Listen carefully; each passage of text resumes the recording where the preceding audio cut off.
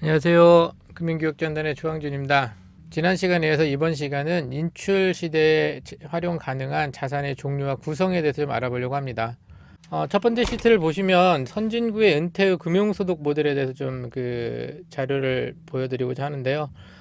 우측 회색 부분의 상단으로 보시게 되면은 펜션 관련된, 즉 공적연금 관련된 부분을 이야기하는 거고요. 지금 어니어티 관련해서 뭐 픽스드 인컴 어니어티, 그 밸류에이블 어니어티. 근데 이 부분은 이제 주로 어니어티라는 자체가 이제 생명보험에서 발생하는 이제 연금 관련된 부분인데, 오늘 이 부분은 좀 다루지 않을 생각이고요.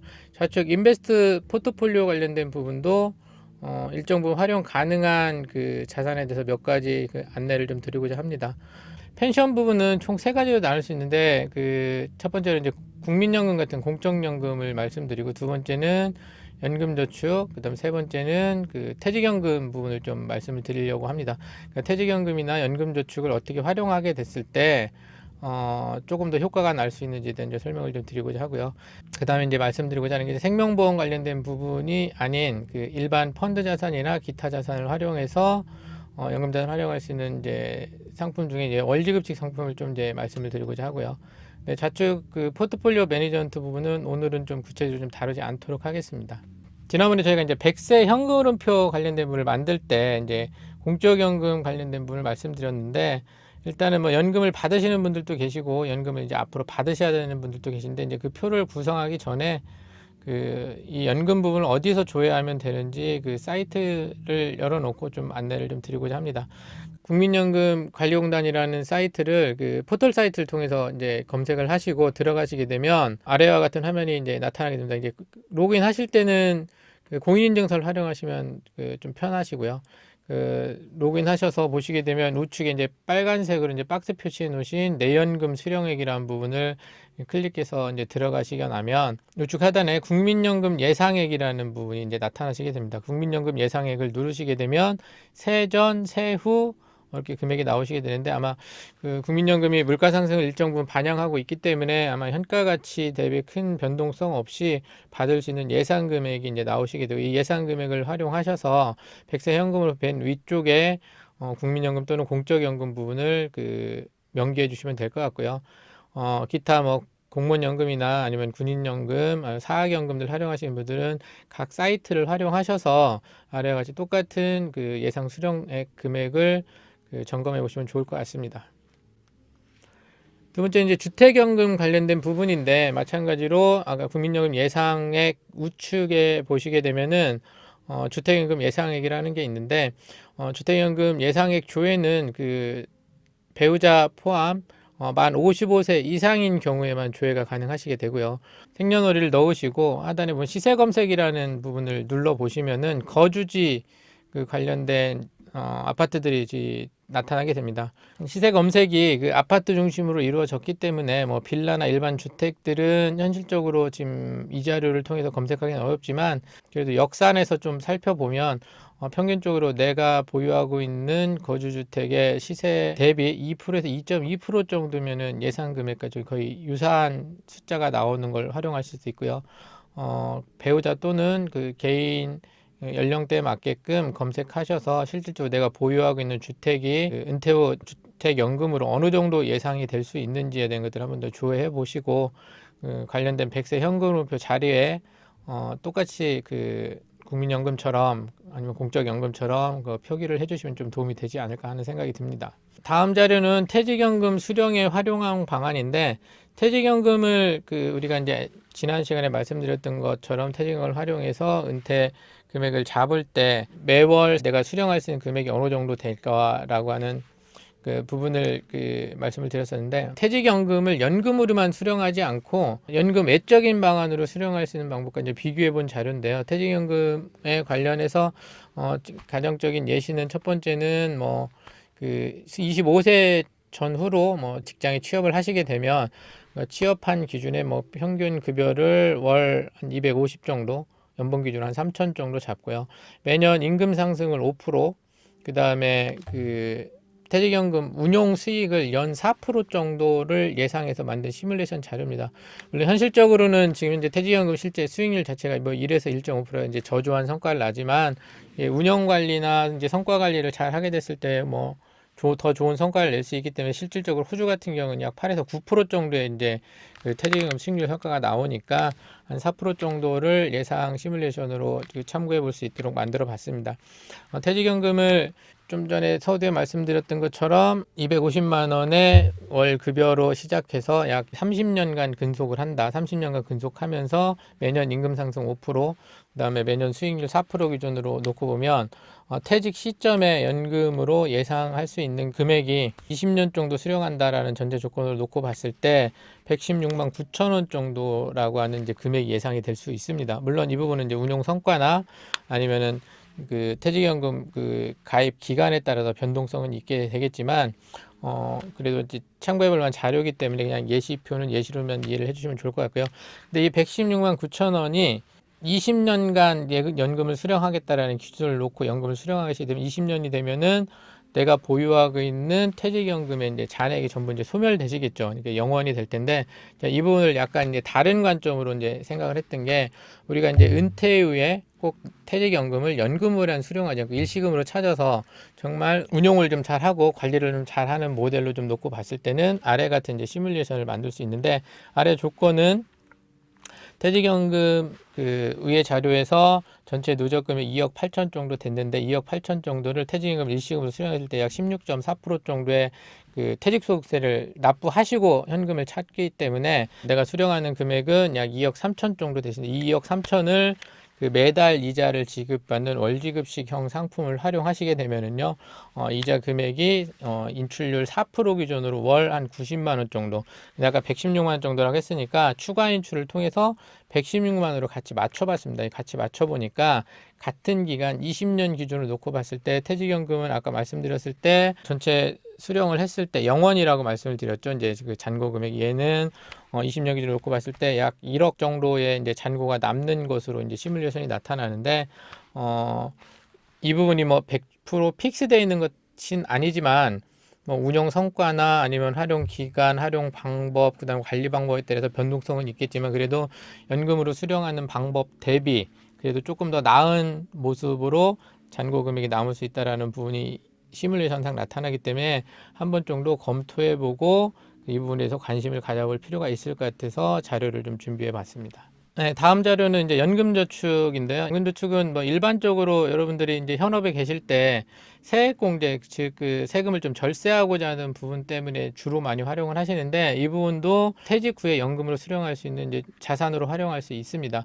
마찬가지로 시뮬레이션 조건은 1년에 400만 원까지 현재 세액공제가 되니까 400만 원 기준으로 잡았고요. 마찬가지로 30년 근속 기간으로 해서 데이터를 만들어 봤는데, 이전과 마찬가지로 연 수익은 4% 기준으로 좀 자료 정리를 해 봤고요.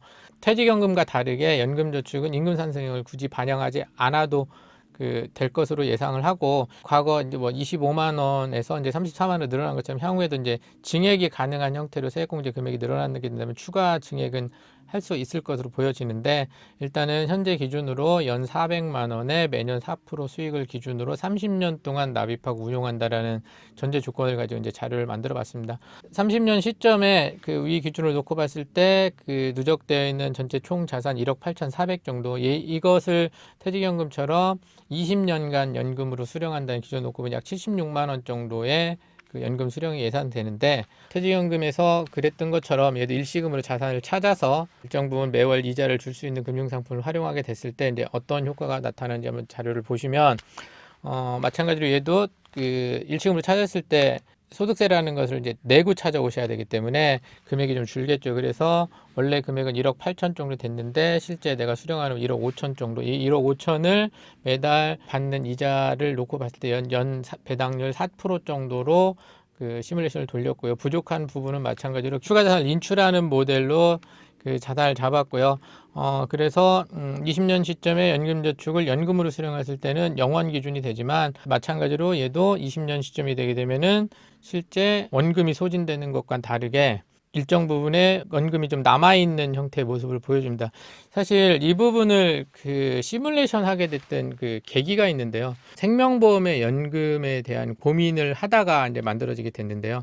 생명보험이 초기에 내가 연금보험을 가입했을 때 얼마를 받겠다라고 예상하고 그 지속적으로 불입을 하다가 받아야 될 수령 시점에 가게 되면 연금액이 이제 상당히 줄어든다라는 얘기를 많이 하시게 되더라고요. 이 부분은 뭐 첫 번째로 이제 그 적립하는 시기에 주는 금리와 연금으로 찾아야 되는 시기에 주는 금리의 변화 때문에 그런데, 이 금리 변화를 어떻게 하면 이겨낼 수 있을까? 이겨낼 수 있는 방법은 무엇일까?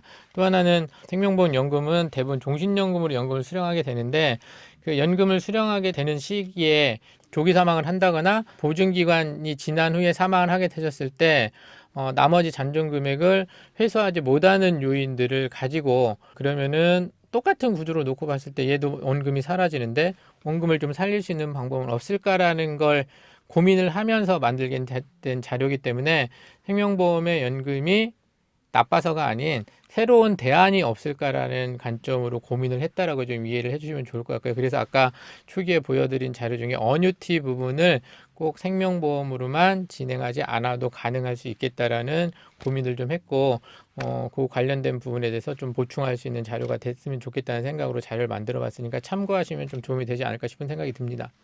지금 보여드리는 자료는 연금저축이란 자산을 놓고 보면 보험회사와 은행 그리고 증권사에서 주로 많이 상품을 가입을 하시는데, 아무래도 이제 지금 뭐 데이터적으로 놓고 보면 대부분이 이제 보험회사 자산이 많으세요. 보험회사 자산을 가지고 계시면서 많은 그 질이나 아니면 많은 문제에 대해서 고민을 토로하고 오시는 것들이 조금 더 그 나은 대안으로 이 부분을 그 성과를 낼 수 있는 방법이 없겠냐. 당신이 얘기한 4%가 생명보험으로 가지고 있는 연금저축만 가지고 현실적으로 어렵지 않느냐. 이제 이런 얘기 때문에 사실은 제가 그 앞에 보여드린 자료의 대부분의 시뮬레이션은 생명부에 있는 연금저축보험이 아닌 증권사에는 연금저축 펀드를 기준으로 이제 자료를 정리를 했고요. 연금저축 펀드와 생명보험을 어떻게 비교를 하면 좋을지, 아니면 두 개의 차이는 어떤 건지, 이런 것들에 대해서 좀 간단하게 설명을 좀 드리려고 자료를 좀 만들었는데요. 연금저축보험은 주로 생명보험사와 손해보험사에서 다루게 되고요. 그 다음에 연금저축 펀드는 뭐 아무래도 이제 증권사, 그리고 요즘에는 은행에서도 연금저축 펀드를 이제 일정 부분 판매를 하니까 은행에서도 이제 상품 구비를 이제 가능할 수 있는데, 이 두 가지 중에서 이제 가장 중요한 건 보험회사 상품과 증권사 상품은 납입하는 기간 동안, 보험회사는 납입을 하지 않았을 때는 실효라는 걸 당하고, 실효가 끝나고 나서 2년 정도 지나게 되면 이제 자동 해지라는 것들이 이제 발생하게 되는데, 증권사는 납입을 하지 않아도 내가 납입하지 않는 기간 동안 세액공제만 받지 않고 세금에 대한 혜택 부분만 받지 않게 되면 되기 때문에 납입의 유연성이 일정 부분 생길 수 있고요. 그다음에 성과면에서는 뭐 펀드기 때문에 이게 펀드가 좋다, 아니면 그 생명보험사에 있는 금리가 좋다, 이렇게 이제 단적으로 말씀드릴 수 없고, 그 증권사 상품을 활용하시게 되면 아무래도 투자에 대한 관점도 좀 이해를 하시고, 그 다음에 실제적으로 펀드를 운영 관리할 수 있는 기본적인 지식이 있거나 아니면 이를 도와줄 수 있는 좋은 파트너들이 곁에 있으면 좋은 성과를 낼 수 있다라고 좀 보여질 수 있습니다. 그래서 두 가지 상품 어떤 게 좋다, 어떤 게 나쁘다라는 관점으로 설명을 드리는 게 아니라, 내 성향상 나는 약간 좀 공격적으로 자산을 운용해서 현재 기준보다 좀 성과가 좋은 모델로 움직이고 싶다, 아니면 좀 더 좋은 모델의 포트폴리오를 가지고 싶다라고 한다게 되면 생명보험에 있는 연금저축을 증권사에 있는 연금저축 펀드로 옮겨가셔도 될 것 같습니다. 근데 옮겨갈 때 이런 질문을 많이 하세요. 해약하고 가야 되냐? 잘 모르시는 부분인데, 금융기관의 이전 제도라는 게 있어요. 뭐 생명보험에서 가입한 걸 증권사로 옮길 수도 있고 증권사에서 가입한 거 은행으로 이게 그 연금저축에 대해서는 이전 제도라는 게 있는데 대부분이 잘 모르세요. 그래서 생명보험에서 가입하신 연금저축 보험을 증권사에 있는 연금저축 펀드로 이동을 하시게 되면 해약환급금 기준으로 그대로 넘어와서 계속 납입을 그쪽을 통해서 하시게 되면 세액공제 플러스 조금 더 효율적인 자산 관리가 되지 않을까 싶은 생각 때문에 그 자료를 좀 정리해서 이제 안내를 드리게 되었습니다. 그러면 두 개의 차이가 어느 정도이기 때문에 그런 얘기를 하냐 하시는데요. 우리가 이 자료를 제가 가공해서 드리는 것보다 그 직접 보실 수 있는 사이트를 하나 말씀드리면 금융감독원에 가시게 되면 파인이라고 하는 사이트가 있습니다. 파인에 가시게 되면 그 연금저축 금융기관별 수익률 조회라는 화면을 볼 수 있는데 이 화면에 가시게 됐을 때 내가 가입하신 금융상품과 내가 옮겨갈 금융상품에 관련된 부분들이 쭉 데이터가 나와 있는데 지금 하단 왼쪽에 보시게 되면 자료 중에 뭐 주식형, 혼합형, 채권형, 그 다음에 은행 금리 관련된 부분이 있는데 뭐 직접 눈으로 보시면 현격한 차이가 있음을 아실 수 있을 것 같아요. 직접 이 자리에서 보시는 것도 약간 도움이 되시겠지만 그 금융감독원에서 그 제공하는 파인에 들어가셔서 직접 선택하시고 금융기관을 조회하셔서 실질적으로 어떤 성과를 낼 수 있는지를 조회해 보시게 되면 조금 더 도움이 되지 않을까 하는 생각이 듭니다. 제가 이제 그 오프라인 강의 중에 제일 많이 듣는 질문 중에 하나가 그럼 월지급식 상품이 어떤 거냐? 월지급식 상품에 대해 좀 이야기 좀 해줘라. 우리는 잘 모른다. 그래서 자료 보시게 되면은 월지급 상품을 국내 분들이 잘 모르실 수밖에 없는 요인이 발생을 하는 게 가까운 일본이나 대만 같은 경우는 공모펀드 기준, 이게 사모펀드가 아닌 공모펀드, 이 공모펀드는 공개로 모집하는 누구나 가입할 수 있는 이제 펀드라고 말씀을 드릴 수 있는데 이 공모펀드 기준으로 판매량이 보통 60% 내외를 가지고 차지하고 있고 그 이유는 뭐 고령화가 많이 진전된 나라이기 때문에 매달 생활비가 중요하고 매달 생활비를 줄 수 있는 금융상품을 찾다 보니까 그 아무래도 이제 가입률이 높았겠죠. 근데 국내는 애석하게도 지금 뭐 채 5%가 안 되는 미비한 상태이기 때문에 실질적으로 일반인들이 월지급식 상품이 있다라는 것 자체도 모르는 분들이 대다수고요. 그 월지급 상품은 어떤 구조로 되어 있는지에 대한 건 더더욱 모르겠죠. 그래서 오늘 간단하게 이제 월지급 상품을 좀 더 쉽게 이해를 드리기 위해서 제가 이제 부동산하고 비교를 좀 많이 해드리는데 우리나라 분들이 부동산을 좋아하는 요인 중에 하나가 아무래도 부동산 가격의 상승 부분도 있지만 매달 이 월세가 따박따박 들어온다. 월지급식도 마찬가지로 부동산처럼 이해를 하시고 매달 따박따박 월세가 들어온다. 다만 부동산도 시세가 올랐다 내렸다 하는 것처럼 월지급식 펀드도 운영 성과에 따라서 원금이 올랐다 내렸다 한다. 때로는 원금의 운용 성과가 좋지 않으면 원금에서 먼저 이자를 지급해 준다. 이런 가장 기본적인 개념을 좀 이해를 하시고요. 자료를 보시게 되면 부동산 같은 경우는 부동산 관련된 이제 규제들이 좀 바뀌게 되면서 세금이 좀 올랐죠. 그래서 취득세가 보통 한 2에서 4% 정도까지 예상을 할 수 있고 월지급식 펀드는 선취 수수료를 하고 얘기를 하는데 이걸 이제 취득세와 비교를 해서 1% 정도 이제 그 먼저 비용을 발생하게 되고 그다음에 보유세 부분은 월지급식 펀드는 뭐 0.16에서 많게는 1% 정도, 뭐 부동산 보유세는 법 개정에 따라서 그 상당히 많이 오른 형태, 뭐 지금 현재 기준은 뭐 1.2에서 한 6% 정도로 보여질 것 같고요. 그다음에 월지급식 펀드는 그 양도세가 현재는 없습니다. 판매 수수료가 없기 때문에 양도세가 없다라는 관점으로 좀 말씀을 드리고요. 뭐 부동산 아시다시피 양도세가 뭐 1%에서 12%, 뭐 그 보유 기간에 따라 많게는 50%까지 이제 낼 수 있는 부분이 있고, 그다음에 소득세 부분에 있어서는 그 월지급식 펀드는 금융종합과세 이제 합산이 될 거고, 그 부동산은 종합과세 합산이 될 거겠죠. 그래서 이 부분에 대한 그 금융소 종합과세 그 합산되고 되는 그 갭 현재 기준으로 2천만 원 정도의 그 초과분에 대해서는 합산과세가 되는 부분에 대한 약간의 세금적인 부분에서도 효율적인 관리가 가능할 수 있을 거고요. 실제 운용 성과 기준으로 놓고 보면 올해 기준으로 놓고 봤을 때 약간 리스크 관리를 통해서 이제 재투자를 한 케이스인데 현재 기준 한 9% 정도의 성과를 냈고 적립식 펀드 기준으로는 전년도 8월에 진행했던 게 현재 기준으로 한 6% 정도 나와 있기 때문에 자산으로 활용하기에 크게 무리되진 않지 않을까. 물론 이거 역시도 투자 상품이기 때문에 투자에 대한 개념과 그다음에 자산 관리에 대한 개념, 그다음에 위험 관리를 할 수 있는 충분한 사전 지식과 공부는 필요하다고 보여집니다. 지난 시간과 이번 시간에 이어서 100세 현금 흐름표를 통해서 나의 은퇴 이후에 소득과 지출 관리가 효율적으로 이루어진 상태에 좋은 자산을 적극적으로 그다음에 좋은 전문가를 만나서 활용을 잘 하시게 된다면 뭐 100세 시대, 100세 시대는 요즘 긴 은퇴 시기에도 조금 더 안정적인 은퇴 생활을 위한 자산 관리에 좀 도움이 되실까 하는 싶은 생각으로 2회에 걸쳐서 여러분에게 이제 정보 제공을 했는데, 아무래도 온라인 상이니까 정보 제공을 하는데 시간적 한계는 있습니다. 그래서 코로나가 빨리 마무리되고 근간에 여러분들 다시 오프라인을 받게 되면 조금 더 다양한 얘기, 그다음 많은 Q&A를 통해서 도움이 될 수 있기를 기대하고, 2회에 걸쳐서 좀 어려울 수도 있는 이야기들에 대해서 경청해 주셔서 고맙습니다. 감사합니다.